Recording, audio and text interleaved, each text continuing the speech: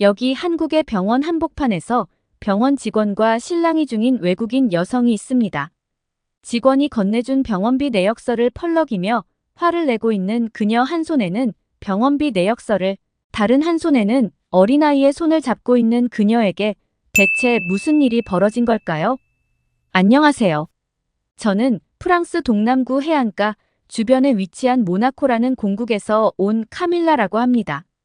저는 프랑스에서 태어나 프랑스에서 자란 뼛속부터 프랑스인인데요. 프랑스 대학으로 유학을 온 모나코 출신의 남편과 만나서 결혼을 하게 되면서 모나코로 건너가 살게 되었습니다. 또 결혼한 지 얼마 되지 않아 남편과의 사이에서 사랑스러운 아들까지 얻었죠. 아들이 태어났을 때는 세상을 모두 얻은 것 같았습니다. 하지만 아이가 태어난 지 얼마 되지 않아 저희 부부는 청천벽력 같은 소식을 듣게 되었어요. 바로 아이의 신장에 문제가 있다는 것이었죠. 저희는 의사에게 아이의 몸이 정상으로 회복될 가능성을 물었습니다. 그리고 의사는 가능성이 없는 건 아니지만 매우 희박합니다라고 대답했었죠. 아주 적은 확률이었지만 저희 부모는 포기하지 않았습니다. 모나코에 있는 모든 병원을 돌아다녔고 제 고향인 프랑스로 건너가서 좋은 의사라 이름난 사람들은 전부 만나봤습니다. 하지만 아이의 건강은 회복되지 않았어요. 그 어떤 의사도 아이에게 딱 맞는 좋은 치료법을 제시하지 못했습니다. 여러분도 아시겠지만 유럽 국가의 병원비는 상상 이상이에요. 아이가 아프다는 이야기를 듣자마자 저는 일을 그만뒀고 아이를 데리고 병원을 다니는데 집중했죠. 당연히 소득은 줄었고 새 가족의 생활비와 아이의 병원비를 버는 것은 온전히 남편의 몫이 되었습니다. 남편은 자신이 할 수 있는 일이라면 뭐든지 했어요.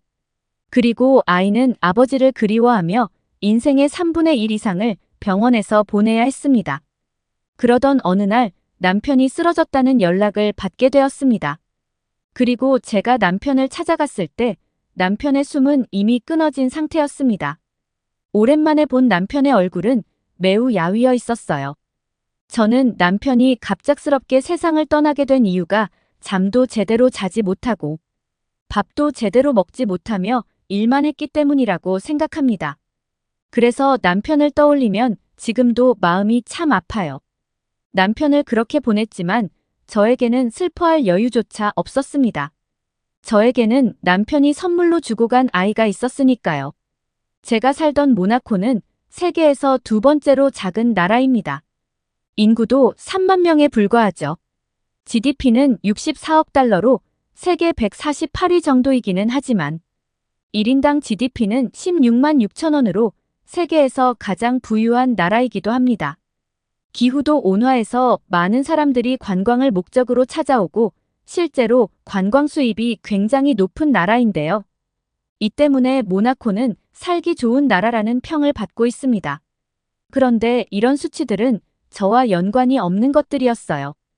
남편도 세상을 떠났고 저는 직장을 그만둔 지 오래였죠. 돈을 버는 족족 병원비로 쓴 탓에 모아둔 돈도 없었습니다. 그렇다고 나라에서 지원이 넉넉한 것도 아니었어요. 결국 저는 생계를 위해 일을 해야 했습니다. 이때부터는 생존의 문제였어요. 아이의 병을 낫게 하기 위해 일을 하는 것을 넘어서 저와 아이가 굶어 죽지 않게 발버둥쳐야 했죠. 그래서 저는 어쩔 수 없이 남편과의 추억이 깃든 모나코를 떠났습니다. 프랑스에는 부모님이 계시니까 아이를 두 분에게 맡기고 일을 할 수 있을 거라고 생각했거든요. 하지만 한 가지 걱정스러웠던 것은 제 부모님이 제 생각처럼 저희를 반겨주실까에 관한 것이었습니다. 저희 집안도 그리 넉넉한 편은 아니었거든요. 프랑스에 도착해서 부모님에게 저와 아이의 상황을 말씀드렸을 때 제 우려는 현실이 되었습니다. 프랑스의 개인주의가 얼마나 심한지는 프랑스 사람으로서 너무나 잘 알고 있었지만 부모님마저 그러실 줄은 몰랐어요. 저는 프랑스에 도착하자마자 제가 프랑스를 떠나야 함을 확신했습니다. 저는 부모님에게 제가 일을 가는 시간에 아이를 돌봐주는 일은 1년. 딱 1년만 해주시면 상황을 모두 정리해서 떠나겠다는 약속을 했습니다. 일과 아이의 간병을 동시에 하고 차도가 없으면 다른 병원을 찾아가며 1년 뒤 프랑스를 떠날 준비를 함께 진행하다 보니 너무 지치더군요. 아이에게는 정말 미안한 말이지만 솔직히 세상을 등지고 싶었던 적이 한두 번이 아닙니다. 그럴 때마다 남편과 아이를 생각하며 버텼어요. 그런데 저를 더 힘들게 한 건 체력적인 한계가 아니었습니다. 아이의 상태가 좋아지기는커녕 오히려 악화되고 있었던 것이었어요. 부모님에게 약속했던 1년이 지났고 이젠 어디로 떠나야 할지를 정할 때가 되었습니다. 어느 나라로 가야 할지 정할 때 고려했던 1순위는 의료 체계가 잘 구축되어 있는가였고 2순위는 아이가 살기 좋은 나라인가였어요. 아이의 건강이 나아질 기미가 안 보였기 때문에 의료 체계를 보는 것은 당연했고 아이가 살기 좋은 나라인지가 중요했던 이유는 아이가 나이를 먹으며 성장했기 때문이었습니다. 인생의 대부분을 병원에서 보냈던 아이는 평범한 또래 아이들의 삶을 너무나 부러워했어요. 병실 안에서 보는 풍경이 이 세상의 전부라고 생각하는 아이를 보니 가슴이 찢어지듯 아프더군요. 그래서 저는 아이가 병마에게 눌려 마땅히 행복해야 할 어린 시절을 우울하게 보내지 않도록 아이가 살기 좋은 나라로 가기로 결정했습니다. 검색도 하고 책도 읽고 주변 사람들에게 우선순위들을 말하니 모두가 입을 모아 스위스를 이야기하더라고요. 스위스는 세계에서 살기 좋은 나라 5위였고 제게 익숙한 유럽에 속해 있는 나라였기 때문에 저는 스위스로 떠나기로 했습니다. 아이가 태어나고 어린 시절을 보냈던 모나코는 앞서 말했듯 세계에서 두 번째로 작고 인구도 3만 명에 불과했지만 그런데 스위스는 달랐어요. 인구는 885만 명이 넘었죠. 모나코의 295배 규모였습니다. 또 자연 경관이 얼마나 웅장한지 저와 아이는 스위스의 풍경을 보며 입을 다물지 못했습니다. 비행기에서 바라본 스위스의 풍경을 본 아이의 표정에는 경이로움이 묻어나 있었고 저는 아이와 함께 스위스에 오기로 결정한 것이 제 인생의 가장 훌륭한 결정이라고 생각했죠. 하지만 이 마음은 얼마 가지 못했습니다.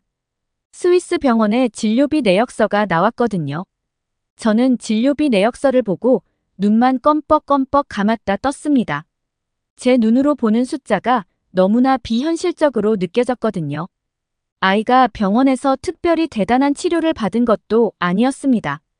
스위스의 환경이 너무 좋아서인지 스위스에 도착하고 나서 아이의 상태가 조금씩 호전되었기 때문에 도착하자마자 검사를 했고 검사를 위해 며칠간의 입원을 한 게 다였어요.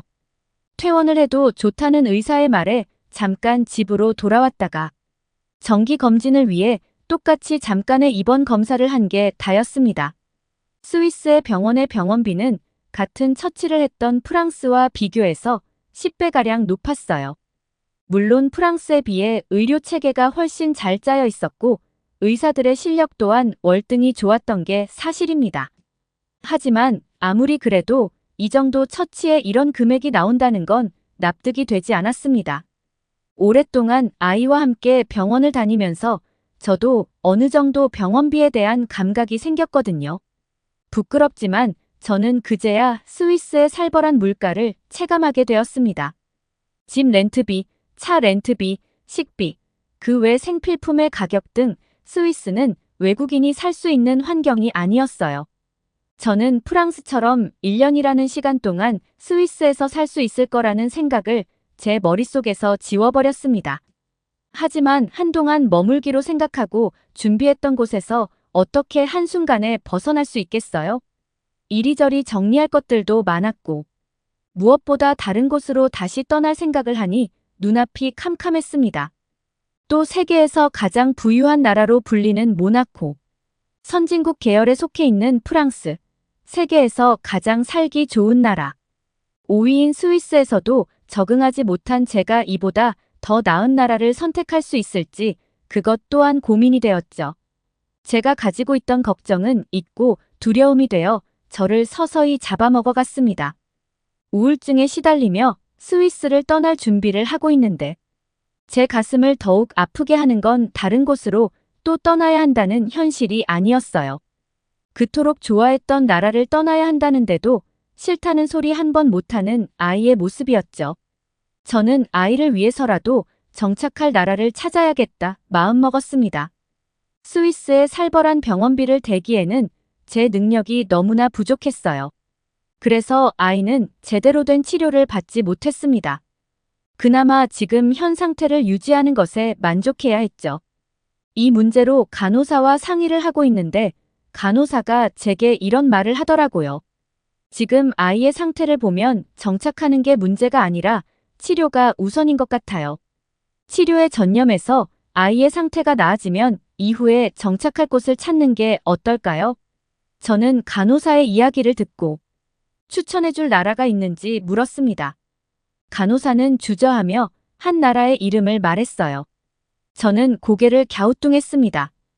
이름을 들어는 봤지만 어떤 나라인지 배경 지식이 전혀 없는 곳이었거든요. 지금 어느 나라를 말씀하신 거죠? 간호사는 조심스럽게 입을 열었습니다. 한국이요?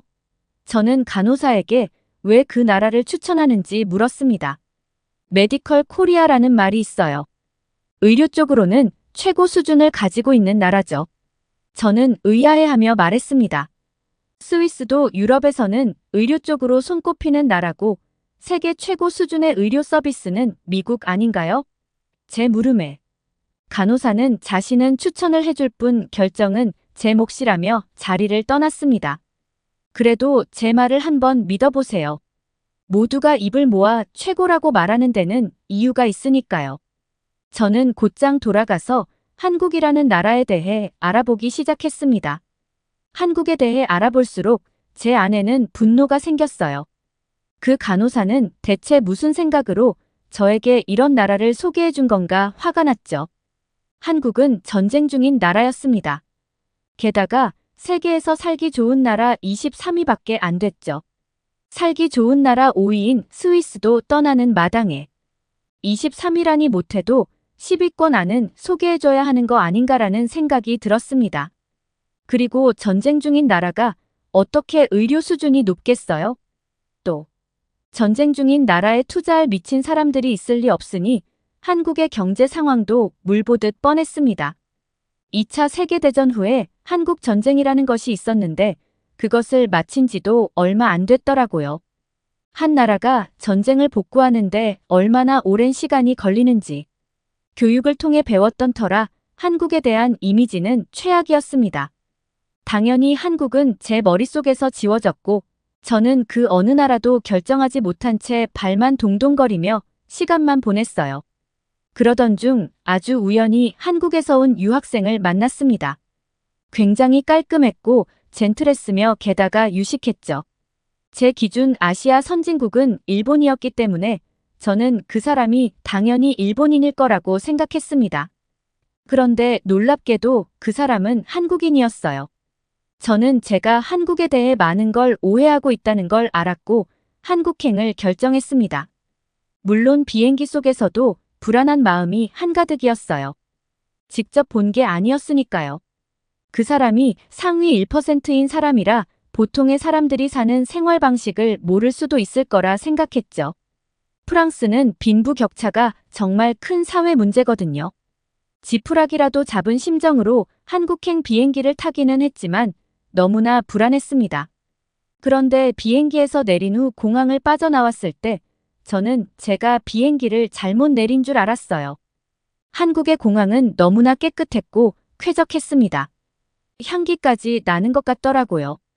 유럽에 있는 공항을 가면 사람에게서 나는 특유의 채취 때문에 힘든 경우가 종종 있었는데 한국은 달랐습니다. 급하게 잡은 숙소를 가면서 보이는 건물들은 너무나 세련됐고 도로는 깨끗하게 정비되어 있었으며 길가에서는 노숙자와 약을 한 사람들을 찾아볼 수가 없었습니다. 골목골목으로 들어가도 마찬가지였어요. 길가에는 쓰레기가 없었고 사람들은 청결한 모습이었죠.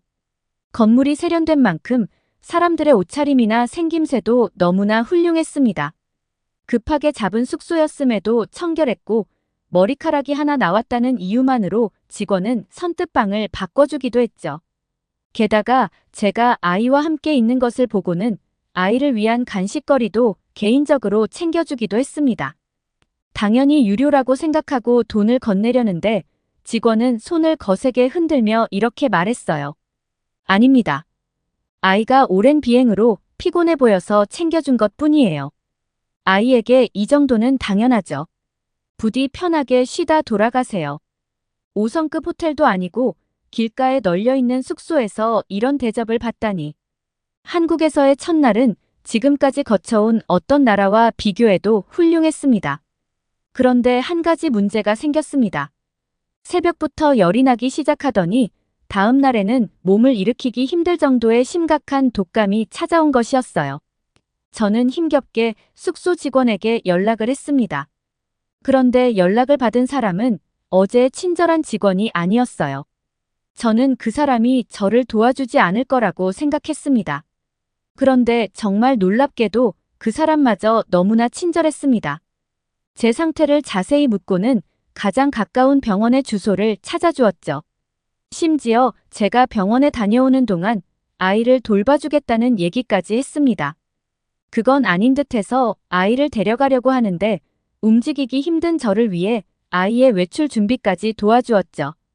저를 낳아준 프랑스 부모님도 제 아이를 돌보는 걸 꺼려했는데 생전 처음 본 사람이 저와 아이를 살뜰히 챙겨주는 것을 보며 한국에 대한 좋은 기억이 또 하나 생겼습니다. 저는 직원이 잡아준 택시를 타고 병원으로 향했습니다. 그곳에서 저는 입을 떡 벌린 채 굳어버릴 수밖에 없었어요. 가장 가까운 병원이었고 도심 한가운데 있는 곳도 아니었는데 병원이 너무나 청결했던 것이죠. 내부 인테리어는 잡지에서나 나올 것처럼 훌륭했습니다. 하지만 한편으로는 걱정도 됐어요. 이렇게 대단한 병원이라면 병원비도 많이 나올 것 같았거든요. 아이 병원비도 벅찬데 저에게까지 그렇게 큰 비용을 쓰는 게 아까웠습니다. 의사와의 면담을 마치고 저는 처방에 따라 주사를 맞았어요. 주사를 맞는데 심장이 떨리더라고요. 병원비가 대체 얼마나 나올지 감도 안 잡혔습니다. 저는 떨리는 마음으로 수납 창고에 갔고 직원이 얘기하는 금액을 재차 확인했습니다. 얼마라고요? 4만 원입니다. 저는 믿지 못하겠다는 표정을 하며 얘기했어요. 다시 얘기해 주세요. 제가 잘못 이해했나 봐요. 3만 원이요? 얼마라고요? 4만 원이요. 직원은 또박또박 이야기하는 걸로도 모자라 종이에 친절히 글자를 적어주었습니다. 직원은 제가 건넨 카드로 결제를 했고 정말 4만 원이 청구되었어요. 저는 제가 맞은 주사가 잘못된 것이 아닐까라는 의심까지 했습니다. 그런데 주사를 맞고 병원을 나선 즉시 몸의 상태가 호전되었고 병원에서 처방해준 약을 며칠 먹으니 완전히 나았습니다. 저는 믿을 수 없었어요.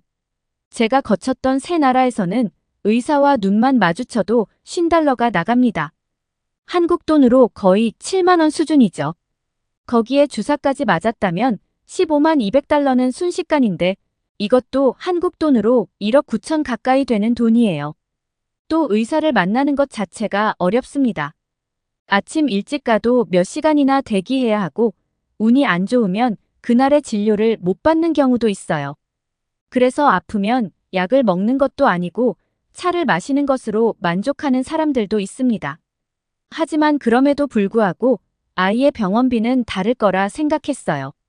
그 병원이 특별히 저렴하거나 외국인인 제가 앓는 모습이 불쌍해서 적은 병원비를 받았을 수도 있다고 생각했죠. 스위스 간호사가 소개해준 한국의 대형 병원을 가려고 하는데 한 가지 놀라운 경험을 했습니다. 지하철을 타고 내리면 병원의 셔틀버스가 무료로 저희를 병원 코앞까지 데려다 준다는 것이었죠. 지하철은 또 얼마나 깨끗한지 담배 피우는 사람도 없고 구걸하는 사람도 없었습니다. 어린아이를 데리고 지하철 타는 건 꿈 같은 일이라고 생각했는데 한국은 달랐습니다. 또 스크린도어라는 것이 있던데 너무 안전해 보이더라고요. 긴장하지 않고 지하철을 탄 건 한국이 처음이었습니다. 게다가 길을 찾는 것도 쉬워서 출구에도 쉽게 도착할 수 있었어요. 병원 셔틀버스의 표지판도 커다랗게 표시되어 있었죠. 또 한 가지 놀라운 건 사람들이 질서정연하게 줄을 서고 있었다는 것입니다. 유럽 국가에서는 새치기가 너무나 흔합니다. 그런데 한국에서는 줄이 있는지 모르고 앞까지 걸어가던 사람이 줄이 있는 걸 알고는 깜짝 놀라 맨 끝으로 돌아가더라고요. 한국의 시민의식을 느끼며 저는 아이와 함께 셔틀버스를 기다렸습니다. 한국인들의 도덕성과 양심을 지켜본 아이에게도 귀감이 되는 훌륭한 모습이었죠. 병원 셔틀버스가 도착한 뒤에도 놀라운 일이 계속됐습니다. 셔틀버스 기사가 직접 내려 사람들을 천천히 안으로 들여보내고 차가 꽉 차 타지 못한 사람들에게는 양해를 구하며 다음 셔틀버스의 시간을 알려주었습니다. 솔직히 무료로 운행하는 버스인데 조금 불친절해도 된다고 생각했어요. 제가 살던 나라들은 다 그랬으니까요. 하지만 한국은 달랐습니다. 병원에 도착해서 만난 모든 사람들도 친절했죠. 하지만 친절함과 의료 시스템은 별개라고 생각했습니다. 의사와의 진료에서 의사는 지금까지 들었던 이야기와 똑같은 말을 했어요. 저는 속으로 한숨을 크게 내쉬었습니다. 여기도 결국 똑같구나라는 생각을 했죠. 그런데 그때 의사는 지금까지 들어본 적 없는 이야기를 했습니다. 현재 한국 의료진들이 연구한 치료 방식을 적용해보면 어떻겠냐는 것이죠. 이미 임상실험까지 마쳐서 위험성은 크게 염려하지 않아도 된다면서요. 우울증까지 찾아온 제 어두운 마음에 한 줄기 빛이 내리는 듯 했습니다. 의사는 곧장 아이를 입원시켰고 치료 계획을 알려주었어요. 입원을 해서 느낀 또 다른 놀라움은 식사였습니다. 유럽과는 비교도 안 될 정도로 다양한 메뉴가 있었고 저는 채소로 그렇게 다양한 맛을 낼 수 있다는 걸 처음 알았습니다. 그렇게 입원과 치료가 병행됐고 아이의 상태는 나날이 좋아졌어요. 지금까지 본 적 없었던 회복 속도였죠. 그리고 대망의 병원비 수납일이 다가왔습니다. 저는 눈을 질끈 감고 심호흡한 상태로 청구서를 받습니다. 심장이 쿵 하고 떨어졌어요. 그리고 직원에게 달려가 청구서를 들이밀었죠. 금액이 잘못 청구된 것 같아요. 빨리 제대로 된 청구서를 주세요. 직원은 청구서를 살펴보더니 아무 문제가 없다고 했습니다. 저는 흥분한 상태로 말을 이었어요. 이게 진짜 금액이라고요? 거짓말하지 마세요. 이래놓고 나중에 청구서 폭탄을 보내려는 거죠. 직원은 당황했는지 저를 진정시키려 했습니다. 하지만 저는 참을 수 없었어요. 투명하게 병원비를 공개하지 않는 건 무슨 의도죠? 직원은 자신의 상사까지 불러야 했고 저는 오랜 설명 끝에 이 상황을 납득할 수 있었습니다. 제가 그렇게 흥분했던 이유는 한국의 병원비가 프랑스, 스위스의 10분의 1에 불과했기 때문이었어요. 여러분이라면 믿을 수 있나요? 지금까지 호전된 적 없던 건강이 나날이 좋아지고 있는데 별 성과를 내지 못했던 병원들보다 병원비가 10분의 1이나 저렴하다는 것을요. 저는 스위스 간호사가 말했던 한국의 의료가 이 정도 수준이라는 것에 감탄했습니다. 그리고 그제야 한국이 전쟁 중인 국가였으며 제가 무시했던 나라였다는 걸 기억해냈어요. 직접 한국의 놀라운 생활 수준을 본 뒤에는 아예 잊고 살았거든요.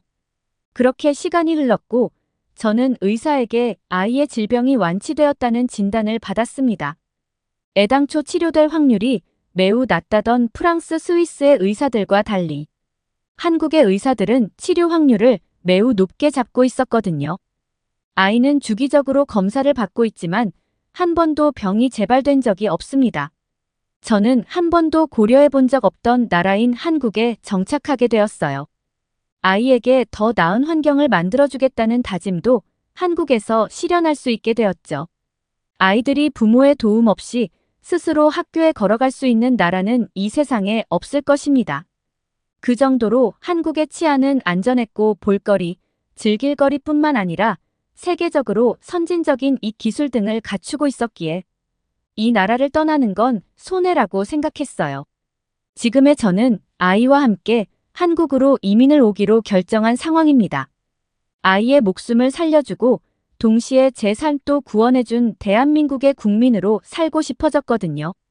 저와 아이에게 새로운 인생을 선물해준 한국 정말 정말 사랑합니다.